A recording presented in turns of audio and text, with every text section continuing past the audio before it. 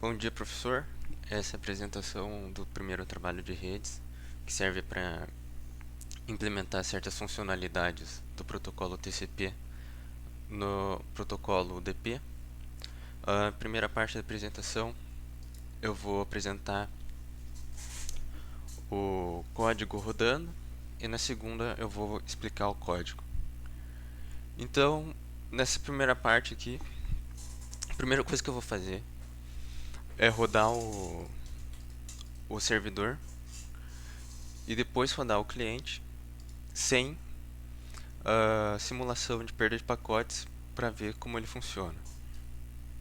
Então primeiro eu vou rodar o servidor, ele está iniciado já, e agora eu vou iniciar a parte do cliente. Então aqui primeiro ele pede para você fazer uma requisição, que daí primeiro você pede o IP e depois a porta.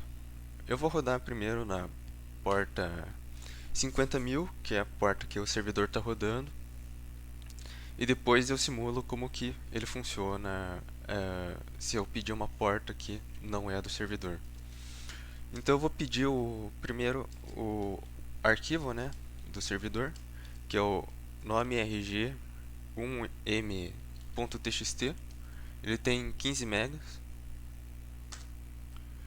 Então eu vou pedir para não ter perda de pacotes. Ele vai pedir vários pacotes aqui. Isso vai demorar um pouco. Daí eu vou cortar e depois eu volto quando ele já tiver terminado. Bom, então terminou o processo aqui de pedir pelo cliente. Então aqui o servidor já disse que o arquivo nome.txt foi enviado com sucesso. Então se você for verificar aqui o arquivo do cliente e o arquivo do servidor, você vai ver que eles são iguais, até o número de linhas é o mesmo. Então agora eu vou apagar o arquivo do cliente de novo, para que eu possa então pedir para o servidor o mesmo arquivo, só que agora com perda de pacotes. Então vou fazer a mesma requisição,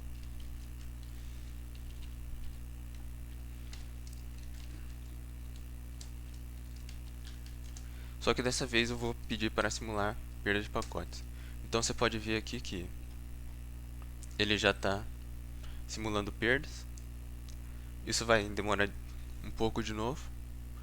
Depois, quando tiver alguma coisa mais interessante, eu volto de novo. Bom, então agora terminou o processo do cliente, né? O servidor aqui novamente ele disse que foi enviado com sucesso e podemos ver aqui que de fato o arquivo do cliente e do servidor são os mesmos novamente. E por aqui a gente pode ver um comportamento agora da retransmissão, né? Que depois que que o cliente pediu todos os pacotes e ele percebeu que estavam faltando alguns. E depois ele foi pedindo aqui de novo os pacotes que faltavam retransmitindo. E depois deu certo. Bom, então agora eu vou simular dois erros, né? O primeiro então sendo você pedir para o servidor um arquivo que não existe, e depois um erro que é você uh, fazer uma requisição para uma porta que não é do servidor. Então primeiro aqui eu inicio. Ah, deu um erro aqui. Eu inicio o servidor, o cliente. Então agora vamos pedir um arquivo que não existe. Então vai ser arquivo inexistente.txt. A gente vai receber então um erro 404, porque o arquivo não existe. E agora vamos simular o que acontece se eu pedir para o servidor uma porta que não é a dele. Então a 10.000, por exemplo, e pedir o arquivo certo.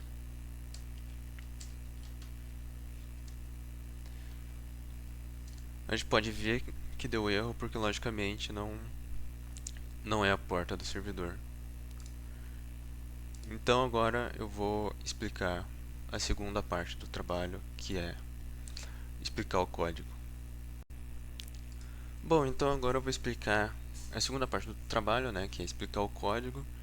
Então, primeira coisa que eu vou fazer é comentar o arquivo servidor.py em segundo, que implementa a lógica do servidor. Em seguida, eu vou explicar o cliente.py, que logicamente explica a lógica do cliente. Então, começo importando as bibliotecas socket, OS e hashlib. A biblioteca socket é para implementar as coisas do DP. A OS vai servir para eu poder acessar o arquivo txt, e a hashlib vai ser utilizada para poder fazer o checksum. Então primeiro eu defino duas variáveis globais, né, no servidor, que a primeira vai ser o IP, que é o localhost, a porta, que vai ser a 50.000, e o tamanho do buffer, que vai ser 1024. Então eu criei o servidor como uma classe, né? Então vai ser a classe servidor. Eu vou ter uma construtora que vai receber, que vai definir o socket, vai definir a porta e o IP, e que vai falar que o servidor está iniciando. Eu tenho um método que vai receber a função, ele recebe o endereço do cliente e a mensagem que ele mandou, e depois eu decodifico a mensagem para o TF8. Eu também tenho um método que vai ser para processar a mensagem. Ele vai receber uma mensagem, ele vai tirar os espaços no meio e ele vai dividir em barras, né? Isso vai ser para dividir aquele cabeçalho e os blocos. Então, aqui ele vai receber, eu vou criar um dicionário, né? Que eu vou definir o método, que vai ser a primeira coisa que ele vai receber. Então o get ou o hat, que foi um método que eu criei para retransmissão. Ele vai receber o nome do arquivo que ele vai pedir no servidor e o índice do bloco, caso ele seja uma retransmissão, né? Então que ele vai pedir de novo o índice do bloco. Ele também vai gerar um bloco. Tem a função para gerar os blocos, né? Então ele vai abrir o arquivo, ele vai ler ele vai pegar o tamanho do buffer, vai dividir um bloco e vai adicionar nos blocos. E caso ele não encontre, ele não vai retornar a lista de blocos, né? Ele vai retornar none. Eu tenho um método para enviar o bloco, que ele vai receber o endereço, o nome do arquivo e o índice do bloco. Então ele vai gerar o bloco, ele vai verificar se não é nulo.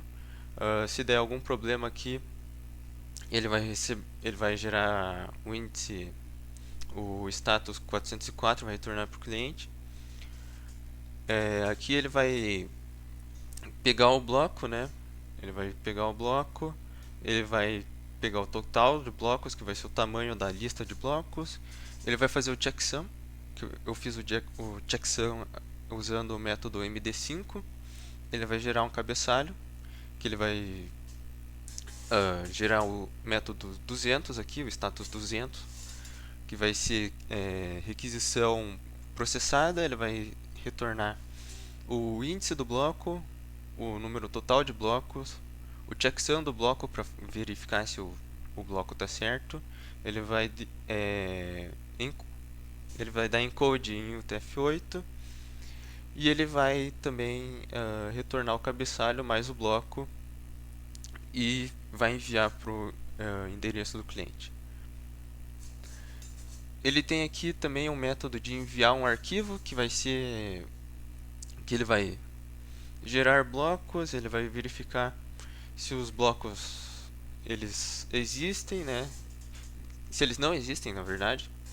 Se eles não existirem, ele vai retornar e vai retornar o método o status 404 e ele vai aqui enviar os blocos, ele vai enviar todos os blocos para o cliente, né?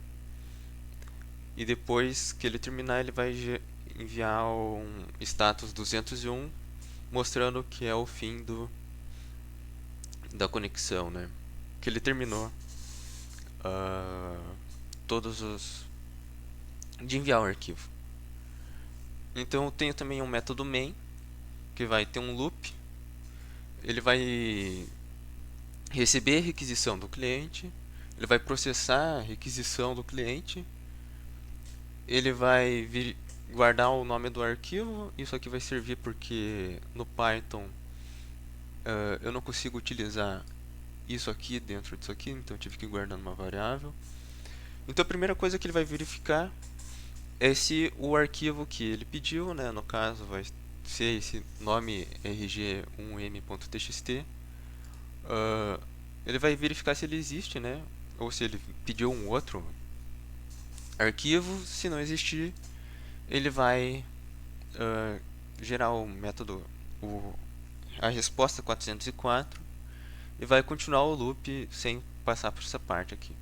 Se gerar uma exceção também, ele vai continuar o loop. Então, mas caso dê certo, né, se o arquivo existir, a primeira coisa que ele vai verificar é se o método que ele está pedindo é um get ou um ret. Então ele vai verificar primeiro se é um método get ou se ele está pedindo para retransmitir um bloco perdido. Se for um método get, ele vai enviar o arquivo, e depois, se for um método ret, ele vai reenviar o bloco, né? O bloco que ele pediu. Então aqui vamos para a lógica do cliente. Eu tenho o método, eu importo primeiro a biblioteca socket para implementar as funcionalidades do DP, hashlib também para decodificar o checksum, e um random que vai ser utilizado depois para definir perdas randômicas de pacotes. Então eu tenho também uma variável global que vai ser o buffer, que vai ser 1024, e eu tenho aqui a classe do cliente, então que eu defino, eu inicio o DP, eu seto um timeout para 5 segundos e printo que o cliente foi iniciado. Então aqui eu tenho depois um método que vai ser utilizado para o menu, que vai ser aquela telinha lá que eu mostrei para você, que ele vai pedir a requisição, ele vai verificar se a integridade que você recebeu, a resposta do cliente sobre a integridade, se ele quer que tenha perda ou não de pacote. Isso aqui eu deixei, o nome da variável é meio contraintuitivo, né? Porque quando você espera a integridade ser verdadeira, você espera que o negócio não tenha perda de pacote, mas eu implementei com integridade sendo o nome da variável. Enfim, eu tenho um método de enviar requisição, que ele vai enviar a requisição para a porta, o IP, o nome do arquivo. Ele vai verificar se o índice do bloco não é nulo. Se ele for, também ele vai pedir para enviar o índice do bloco. Isso vai ser para retransmissão, né? E depois ele envia a mensagem aqui para o servidor. Aqui eu tenho um método para receber a resposta, que vai ser, ele vai receber aqui do cliente, do servidor, na verdade. Aqui ele tem o buffer mais 256. Isso acontece porque Além do tamanho do bloco, que vai ser 1024, ele também tem que receber o cabeçalho, que também ocupam bits, né? Então depois eu vou ter um método para extrair os dados da resposta, que vão ser utilizados depois. Então eu recebo aqui o cabeçalho, né? Decodifico o cabeçalho, os dados, e depois eu tenho aqui o método main, que eu primeiro inicio aquele menu, eu envio uma requisição a partir da resposta que eu tive do menu. Eu defino aqui as variáveis que eu vou utilizar dentro do loop, que vão ser o número máximo de timeouts, né, que vão ser 5, para depois utilizar isso. O contador de timeouts, uma variável de verificar se o status é 201, que eu vou utilizar depois. Eu inicio ela como nulo. E o total de blocos e os blocos recebidos, que vai ser um dicionário. Então eu tenho aqui um loop. Eu primeiro tento receber a resposta do servidor. Daí eu divido a resposta, eu extraio os dados da resposta, né, o status, o índice, o total de blocos, o checksum do bloco e os dados que vão ser o bloco, né? Então primeiro eu verifico se o status é 404. Se ele for, é porque eu pedi um arquivo que não existe. Se ele for 201, é porque a conexão terminou. E daí eu seto aqui que foi que eu recebi esse 201. Isso aqui serve depois para uma lógica que eu vou explicar aqui. Mas se o servidor devolver um status 200, é porque a mensagem que eu pedi, a requisição, foi processada. Então ele vai devolver o total de blocos, né? Eu vou definir o total de blocos. Isso aqui vai servir para depois eu verificar se eu recebi todos os blocos. Eu vou indicar o bloco que eu recebi. Eu vou verificar a integridade não, eu vou verificar se eu pedi para ter perda de blocos, e eu vou aqui definir por essa chance aqui de menos 0,1. Se cair, eu vou continuar o loop, então eu não vou salvar o bloco, ou seja, eu vou estar simulando uma perda. Então aqui eu vou verificar o checksum, e se ele estiver certo eu só salvo lá nos blocos que eu recebi. Caso contrário, eu indico que o checksum está inválido, e ele vai ser um bloco descartado, né, que depois eu vou ter que pedir para transmitir. Eu verifico se todos os blocos foram recebidos, e também eu verifico aqui se o servidor terminou a conexão e se o tamanho dos blocos, né, o tamanho dos blocos recebidos é o mesmo do tamanho total de blocos, né? Se for menor, eu guardo aqui uma lista de blocos que faltam. Eu verifico os blocos que faltam e eu faço um for aqui para pedir a retransmissão de todos eles. Aqui eu tenho também um except, né? Porque caso tenha timeout, eu aumento o número de timeout, né? O contador de timeouts. Eu verifico aqui os blocos que estão faltando, né? A partir desse timeout, eu peço a requisição da retransmissão dos blocos faltantes. Se o número de timeouts for maior do que o número máximo de timeouts, né, ou igual, eu vou simplesmente falar que deu errado e eu vou pedir para finalizar a conexão. Então aqui depois em seguida eu reconstruo o arquivo que eu pedi, né? Que no caso vai ser esse nome rg1m.txt. Então eu verifico se eu tenho o número total de blocos. Se sim, eu vou simplesmente reconstruir aqui com o for, né? Vou pegar os blocos e vou simplesmente reescrever no arquivo e vou mostrar uma mensagem aqui de sucesso. Caso contrário, eu vou verificar aqui quais blocos que faltaram e vou mostrar que não deu certo e que não deu para salvar o arquivo. Então essa foi a apresentação.